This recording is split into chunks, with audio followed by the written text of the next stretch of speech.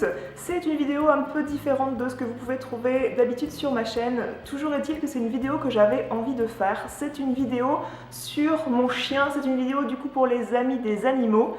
Je n'ai pas beaucoup d'animaux à la maison, on a juste un chien, mon amoureux et moi, que nous avons pris avant la naissance de mon fils, du moins quand nous avons pris notre chien qui est un Golden Retriever. J'étais enceinte de 3 mois et demi à peu près. Je voulais vraiment parler, en parallèle avec mes vidéos maternité, j'avais envie de parler de comment favoriser l'intégration du chien dans la vie de famille. Pourquoi cette idée de vidéo m'est venue? Parce que l'autre jour, au supermarché où je me rends faire mes courses, il y avait des membres de la SPA qui récoltaient des croquettes pour les chiens. Et j'ai discuté avec une femme de la SPA qui disait qu'une des raisons d'abandon des chiens, eh bien, c'était une mauvaise entente, en fait, une mauvaise cohabitation des gens qui n'arrivaient pas à faire cohabiter leurs enfants nouveau-nés avec le chien. Moi, ça se passe très bien. Je vais vous dire rapidement comment nous avons fait pour que ça se passe bien. Tout simplement, j'ai un chien qui est débordant d'amour et j'ai tendance à avoir confiance qu'il ne ferait pas de mal à une mouche. Et bien que je ne le laisse jamais tout seul avec mon fils qui a bientôt 1 an, j'ai quand même bien confiance qu'il ne lui fera pas de mal, mais il pourrait lui faire du mal, on va dire involontairement, parce que c'est un chien qui fait une trentaine de kilos et du coup s'il voulait sauter sur mon fils par exemple juste pour jouer, il pourrait lui faire très mal, on est d'accord. Donc bien sûr, je ne le laisse jamais vraiment seul avec mon fils. On pourrait croire que le chien n'était pas habitué à l'enfant, mais quand l'enfant est né, du coup, mon chien avait 8 mois. Ce qu'on a fait en fait, pendant que j'étais à la maternité, mon amoureux avait ramené un body à faire sentir au chien. Un body que mon fils avait porté à la maternité, il lui a ramené pour lui faire sentir, lui laisser un petit peu, qu'il le sente et qu'il s'habitue en tout cas à l'odeur de mon fils. Quand mon fils est arrivé à la maison, quand nous sommes rentrés de la maternité, mon chien était bien plus perturbé par l'arrivée de la poussette que par l'arrivée du bébé. Sachez que la poussette, c'était comme un nouveau meuble pour lui. Quand mon fils a commencé à être davantage éveillé, c'est-à-dire à partir du moment où il s'est tenu assis et qu'il savait prendre des objets, par exemple il savait prendre la balle du chien, et bien là le chien a commencé à énormément s'intéresser à mon fils et à mon avis ils vont être très complices pour toutes les bêtises qu'ils pourront faire ensemble. Pourquoi aussi l'idée de cette vidéo m'est venue? C'est parce que je fais des vidéos maternité sans pour autant avoir une vie de maman très compliquée, c'est-à-dire que moi j'ai un fils qui est très facile.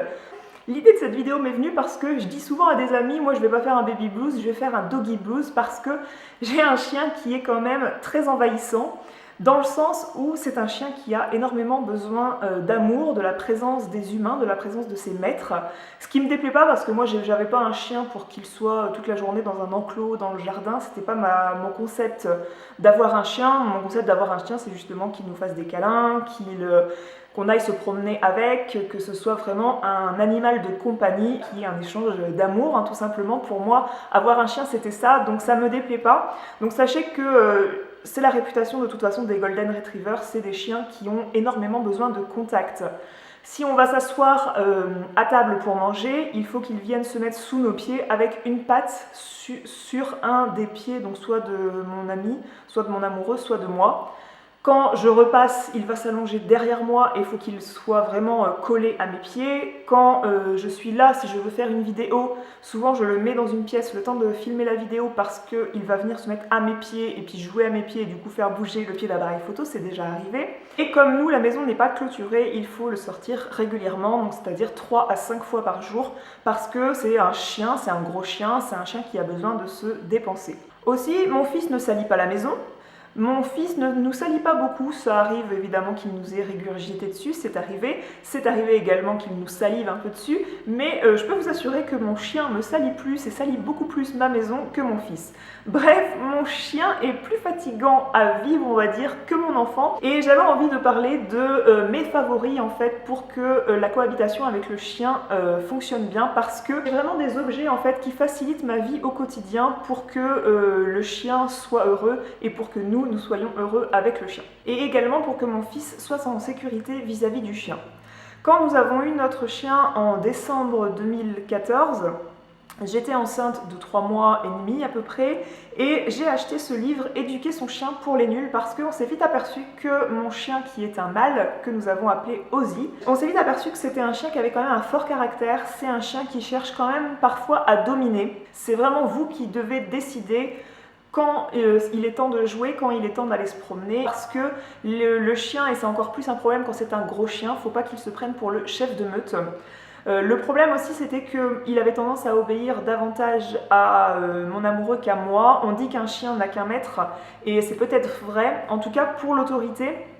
Il va avoir tendance à être beaucoup plus obéissant avec mon amoureux qui peut-être a une voix qui porte davantage, qui a plus d'autorité dans la voix, et plus du mal à me faire obéir et j'ai appris plein de choses là-dedans. Comment ce livre est fait, éduquer son chien pour les nuls. Alors le chapitre 1, pourquoi est-il important d'éduquer son chien? Le chapitre 2, comment bien se préparer. Chapitre 3, quand le chiot grandit. Chapitre 4, l'apprentissage de la propreté. Sachez que si vous avez eu des chats, un chat il va savoir tout de suite qu'il faut pisser dans la litière, mais un chien il peut mettre 4 mois et demi avant de savoir qu'il faut aller pisser dehors. Chapitre 5, comprendre votre chien. Chapitre 6, bien choisir son équipement. Chapitre 7, les règles élémentaires du savoir-vivre. Deuxième partie, se donner toutes les chances de réussir, votre savoir-faire au service de son éducation, comment gérer les principaux troubles du comportement chez le chien. Chapitre 10, gérer l'agressivité. Ensuite, troisième partie, s'entraîner pour les concours. Donc ça, moi, ça ne m'intéressait pas vraiment. Je considère un peu le chien comme un membre de la famille et il se trouve que voilà, un chien, ça reste un animal. Il n'a pas parfois la même façon de réfléchir que nous et j'avais envie de mieux comprendre mon chien pour savoir bien l'éduquer et savoir vivre avec ce membre de la famille en communauté avec lui. Une des choses que j'ai retenues, 2 passages qui m'ont marqué, si vous trouvez que votre chien par exemple mange vos chaussures ou va dévorer des choses, le livre répond à ça. Eh bien écoutez, vous allez apprendre à ranger vos affaires, vous allez ranger vos chaussures dans un placard à chaussures et le chien ne pourra plus les manger. Voilà, ça c'est un truc qui m'avait fait sourire. Deuxième point que j'ai retenu, c'est qu'un chien fatigué est un chien heureux. C'est une phrase type, une phrase clé qui m'a fait un petit peu réfléchir sur mon chien, c'est-à-dire que si je vais le promener régulièrement, si je joue avec lui, je peux être sûre qu'il va être sage dans la journée. Avant de vous parler des objets qui sont vraiment essentiels pour moi à vivre avec mon chien, je dirais que l'essentiel vraiment serait vraiment d'être clôturé. Donc nous ne sommes pas clôturés, nous sommes en location, donc du coup c'est un problème. Mais c'est vrai que c'est vraiment à réfléchir si vous n'avez pas de jardin clôturé, réfléchissez bien avant de prendre un chien puisque ça peut vite devenir une contrainte de devoir le promener si vous n'êtes pas disponible pour ça. Un chien enfermé, c'est pas vraiment fait pour ça. C'est peut-être pas comme un chat sur ce principe-là. Ça peut pas faire pipi dans une litière. Pour commencer avec la promenade, mon premier essentiel a été depuis qu'on a un harnais en fait. Je vous montrerai une photo, voire un film de mon chien en train de se promener avec ce harnais pour que vous voyez comment c'est mis. Au départ, on avait pris une chaîne parce que même là, il voulait vraiment dominer la promenade. C'est plus le chien qui me promenait plutôt que moi qui promenais le chien parce que voilà, il a de la poigne, il fait 35 kg et il tirait la laisse et j'avais du mal à le retenir parce que moi j'ai pas beaucoup de force. Au début, on avait pris une chaîne qui est censée être un collier étrangleur, c'est-à-dire que vous mettez la laisse là et quand le chien va tirer, ça va lui faire un petit coup, ce qui fait qu'il va plus avoir envie de tirer. Sauf que ce collier, cette chaîne était censée être pour le golden et labrador, sauf que ça ne l'a jamais serré du tout. Mon chien a peut-être le cou plus fin, je sais pas, où cette chaîne n'est pas adaptée et on n'a pas trouvé vraiment comment la resserrer. Et en plus, j'ai regardé, après je me suis renseignée sur ce type de collier et il se trouve que je suis pas du tout pour parce que c'est pas bon pour leur tracher, ça peut leur mettre un coup qui est pas bon du tout pour leur tracher. Et s'ils viennent à garder le collier en dehors de la promenade et à se promener dans un jardin, ils peuvent se retrouver étranglés s'ils se coincent dans une branche d'arbre par exemple dans votre jardin. Et donc ça m'avait un peu angoissée, donc j'ai dit il faut trouver autre chose. Et finalement on a décidé de prendre un harnais parce que c'est ce qu'il y a de mieux, ça lui serre pas le cou, ça vient pas l'étouffer, ça vient pas le faire vomir et en tout cas ça lui freine beaucoup mieux la traction puisque imaginons que ça c'est les 2 pattes avant du chien, mes bras, et bien le harnais vient se positionner là et ça le retient bien et c'est vous vraiment qui dominez la promenade et là ça a vraiment changé ma vie en fait de tous les jours. Je fais des favoris beauté et parfois j'insère des favoris lifestyle. J'aurais vraiment pu insérer ce harnais parce que il m'a vraiment facilité la vie. Je peux vous assurer qu'à force qu'il tire et que je le promène, j'en avais mal à l'épaule. Je suis déjà allée chez mon ostéopathe pattes pour me faire remettre un peu le dos parce que mon chien tirait trop la laisse. Et depuis que j'ai ça, il sait marcher au pas avec nous et c'est vraiment formidable. On peut aussi pousser la poussette et promener le chien juste à côté puisque on domine bien mieux la promenade. En objet de base aussi, si vous avez un jeune enfant, c'est-à-dire un enfant de 0 à 2 ans, je vous conseille vraiment le parc parce que moi il a tendance à vouloir toujours aller sentir le bébé et du coup quand le petit est dans le parc, je peux être à la cuisine et dans la même pièce mais assez loin sans pour autant être inquiète que le chien saute sur l'enfant. Là je sais qu'il y a les barreaux entre les deux et qu'il ne sautera pas sur mon fils et du coup je suis rassurée. Bien que mon fils appelle souvent le chien, je sais que mon fils est en sécurité, j'allais dire derrière les barreaux, il n'est pas en prison mais il est dans son parc et bien que mon chien peut lécher mon fils à travers le parc, on s'y fait, rassurez-vous, on s'y fait. Quand c'est arrivé 2 fois, on se dit son immunité est faite. Et bien que le chien peut le lécher à travers le parc, au moins il ne peut pas lui sauter dessus pour jouer et lui faire du mal. Comme nous avons envie d'avoir un chien heureux et en bonne santé, il est bien de tenir son carnet de santé à jour. Donc nous avons acheté notre chien et il était déjà pucé en fait quand nous l'avons acheté et ce carnet de santé était déjà pré-rempli avec sa date de naissance, sa race, la couleur de sa robe et nous avons continué de l'entretenir en termes de vaccination et de poids. Il avait fait ses consultations pédiatriques, c'est vraiment presque plus complet qu'un carnet de santé d'enfant. Nous nous sommes assurés de bien faire tous ces vaccins. Je m'étais d'ailleurs assurée de faire tous les vaccins qu'il y avait à faire avant la naissance de mon fils pour être tranquille. En plus des vaccins, je vous conseille vivement de le soigner en ce qui concerne les vers et de le traiter pour les tiques et les puces. Et le gros favori que nous avons découvert il y a peu de temps, il s'agit de ce produit-là, c'est le Bravecto. Donc moi il se présente avec un berger allemand puisque mon chien fait à peu près le poids d'un berger allemand, c'est-à-dire 20 à 40 kg. Qu'est-ce que le Bravecto? C'est un produit anti-puce et anti-tique. Et quand vous avez un jeune enfant, il est bien mieux d'utiliser ce genre de produit plutôt qu'une pipette que vous allez faire couler sur le poil, puisque quand votre enfant va caresser votre chien, si vous avez mis une pipette de produit sur son poil, c'est vraiment pas sain parce qu'après votre enfant met les mains à la bouche. Ce produit, c'est un produit miracle qui coûte 38 €. Alors je pense que si vous avez un plus petit chien, ça doit coûter moins cher, du moins j'espère. C'est une gélule à avaler. Vous vous enregistrez dans un fichier pour le Bravecto et c'est un produit qui se donne à votre chien tous les 2 ou 3 mois. Et au bout de 3 mois, quand le produit n'est plus efficace, vous recevez un texto comme quoi il faut donner de nouveau le Bravecto à votre chien. Donc c'est super parce que vous n'oubliez pas de le donner, alors qu'une pipette, c'est à vous de gérer et à vous de vous souvenir quand vous avez bien traité votre chien. Et surtout, ça c'est quelque chose qui se diffuse en fait dans le gras de la peau de votre chien, si j'ai bien compris le principe. Et votre enfant peut caresser le chien parce que de toute façon c'est inévitable. Si votre enfant n'a pas peur du chien, il le touchera dès qu'il peut. Au moins, il n'a pas du produit chimique là, anti-puce et anti-tique sur les mains, mon fils. Et je suis plus rassurée d'avoir ça. Et en plus, il paraît que c'est bien plus efficace en fait que les pipettes qu'on met sur le poil. En plus, quand vous lui donnez, quand il avale la gélule, le chien, ça fait effet, je crois, 4 heures après, alors qu'une pipette, ça fait effet 8 heures après. Je ne sais plus quelle durée m'avait dit mon vétérinaire, mais ça c'est efficace 2 heures à 4 heures après, alors que la pipette est efficace 4 heures à 8 heures après. Si comme Monsieur Ozzy, votre chien a des poils longs, donc moi c'est un Golden Retriever, c'est un peu ce qui le différencie du Labrador, c'est-à-dire qu'il a les poils longs et qu'il a une grosse épaisseur de poils, eh bien vous allez vite voir que ce genre de chien, ça perd énormément de poils dans la maison. Donc si vous n'êtes pas une grande fée du logis, c'est vrai qu'il faut réfléchir à 2 fois avant de prendre ce genre de chien.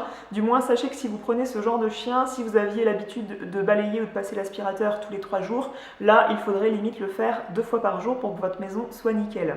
Afin que le chien perde moins de poils dans la maison, on a investi dans des brosses. Alors on avait investi dans cette brosse là que vous avez déjà vue dans une vidéo vlog, qui est une brosse comme ça avec des picots, et quand vous avez brossé votre chien, il y a une touffe de poils qui vient se mettre dans les picots en ferraille là, et quand vous rentrez les picots, vous n'avez plus qu'à retirer les poils facilement. C'est très bien comme brosse, ça nous l'avions acheté en supermarché et ça fait très bien le job. Mais on nous a offert mieux, c'est-à-dire que j'ai un voisin qui travaille dans une entreprise pour les animaux et qui fait des fois des petits cadeaux à mon chien, donc c'est pas mal. Et il nous a offert ce genre de peigne.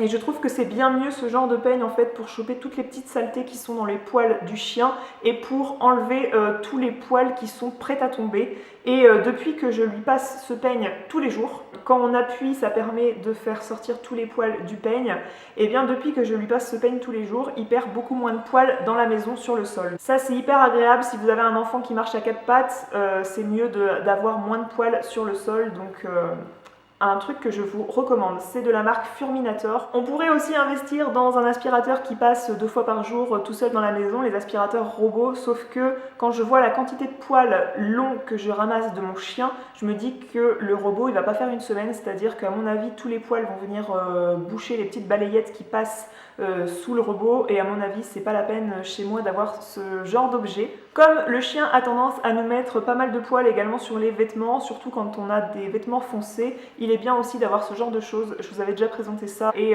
c'est hyper chouette à avoir parce que ça permet quand vous partez d'être nickel sur vous, c'est-à-dire que vous enlevez à chaque fois une couche de scotch en fait et vous passez le scotch sur tout votre pantalon, vous n'avez plus de poils sur vous. Je répète encore une fois, un chien fatigué est un chien heureux et pour le fatiguer il est bien de jouer avec lui, donc des petits jouets c'est bien. Alors il n'y a pas mieux que la petite balle de tennis. J'ai une amie qui connaît un tennisman qui lui donne toutes ses balles usées pour son chien et comme elle en a bien trop pour son propre chien à elle, elle m'en file souvent une quinzaine et j'en ai encore une dizaine qui attendent dans mon garage. Parce que voilà, il adore jouer avec ce genre de balles et il est bien de lui donner un jouet à mordiller. Alors il y a celui-ci, alors ceci est un jouet pour chien. C'est un jouet qui est hyper solide, ça aussi c'est le voisin qui me l'a fait passer par sa fille et je le remercie beaucoup parce que ce genre de truc ça doit coûter 15 ou 20 balles en supermarché et c'est hyper solide parce que ça fait déjà 2 semaines qu'il arrête pas de le mâchouiller et de le mordiller et il est toujours intact ce truc et il adore jouer avec ça. Alors vous lui lancez ça comme un bâton, hein, c'est d'ailleurs un bâton. Et il adore aller chercher, vous le rapportez. Mon chien ne sait pas trop redonner, mais on arrive quand même à lui prendre et à lui relancer. Et voilà, il adore ça, ça le fatigue un petit peu. Il va boire un coup après et il est content et il est heureux. Donc voilà, avoir un jouet à mordiller, ça empêchera en plus qu'il aille mordiller tous les petits objets qui se trouvent chez vous et qu'il pourrait choper. Beaucoup de personnes pensent que quand elles ont un chien, elles ne pourront plus s'en aller nulle part. C'est pour ça qu'on voit des chiens qui sont abandonnés au départ de vacances et c'est ignoble. Alors qu'il peut être facile de partir avec un chien quand on part bien sûr en voiture et aussi il suffit juste de s'organiser quand on sait qu'on a un chien et qu'on part en vacances. Je m'explique. Alors, mon favori en termes de départ en vacances avec le chien en voiture, il s'agit d'une couverture. Elle est dans ma voiture, donc je ne vais pas vous la montrer. C'est une couverture exprès pour mettre le chien sur les sièges arrière. Moi, il loge entre le siège passager et le siège arrière. Mais si vous voulez le mettre sur le siège, il existe une couverture qui vient se mettre sur les tétières arrière et qui vient remonter sur les tétières avant. Et ça permet de protéger les sièges avant de tout poil qui pourrait venir se poser dessus et tous les sièges arrière. Vous mettez cette couverture là, vous la fixez bien, votre chien monte dans la voiture, il ressort et voilà, votre chien n'a pas sali la voiture.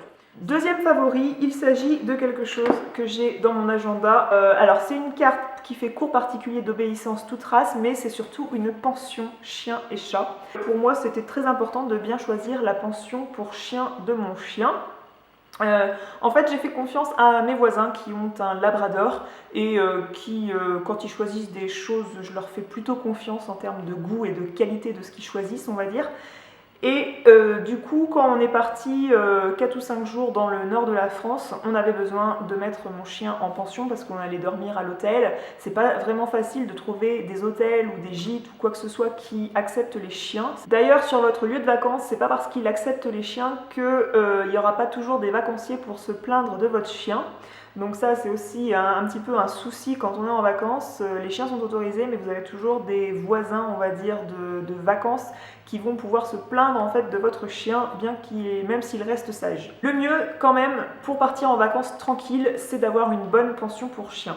Je vous donne pas les coordonnées de celle-ci parce qu'elle est dans mon département. Je vous donne l'info en valeur absolue, c'est-à-dire que quand vous prenez un chien, réfléchissez à quand vous allez partir en vacances. Si vous êtes habitué à vous déplacer les week-ends et les vacances, réfléchissez à avoir cette solution de secours parce que le but de prendre un chien, c'est de l'assumer et pas d'emmerder tous les voisins pour garder votre chien ou votre maman ou votre papa.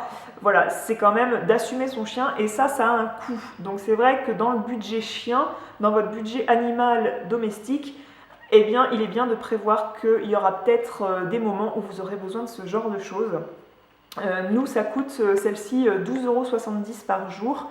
Et en tout cas, j'en suis très contente. C'est une pension où ils vont sortir 2 fois 1 heure votre chien par jour dans un grand espace vert. Ça aussi, on l'a choisi pour ça, c'est que les espaces verts sont énormes et que votre chien, il peut se dépenser 2 fois 1 heure par jour. Et sinon, il est dans un grand enclos avec une femelle qui n'est pas en chaleur bien sûr, et je peux vous dire que quand il est revenu, il n'avait pas été malheureux. Ils l'ont sorti voilà 2 fois par jour, 2 fois 1 heure par jour. C'est des enclos qui ont une cour, enfin pour ce tarif là, nous avons choisi ce tarif là parce que c'est un box où il peut sortir avec la chienne avec qui il est dans une cour et après il sort 2 fois 1 heure par jour. Donc il n'a pas ses maîtres, mais je peux vous assurer que quand je suis allée le chercher, il m'a même pas sauté dessus fou de joie. Et pour finir, une bougie qui sent bon, ça peut être utile quand ça sent le chien mouillé dans la maison. Eh bien écoutez, j'en ai fini avec les favoris pour intégrer notre chien dans notre vie de famille. J'espère que cette vidéo vous a plu, j'espère qu'elle vous a aidé, j'espère que les personnes qui hésitent à prendre un chien ont compris que voilà, c'est pas une décision qu'on prend à la légère, c'est quand même une charge. Un chien, si on veut qu'il soit heureux et que si on veut qu'il nous rende heureux, faut pas que ça soit une contrainte, faut vraiment que ça soit un plaisir. En tout cas, à côté de ça, c'est un chien qui est plein d'amour et ça nous apporte quand même du bonheur. C'est vrai que même s'il nous fait des bêtises, parfois le fait de le sortir promener, ça peut paraître être une contrainte, mais parfois je me dis que je resterais assise toute la journée à mon bureau si je ne devais pas faire les promenades du chien, donc ça me fait faire une activité physique. N'hésitez pas à me poser toutes les questions que vous avez à me poser en commentaire sous l'article du blog, je serai ravie d'y répondre. Je vous fais des gros bisous et je vous dis à très bientôt pour une autre vidéo. Ciao!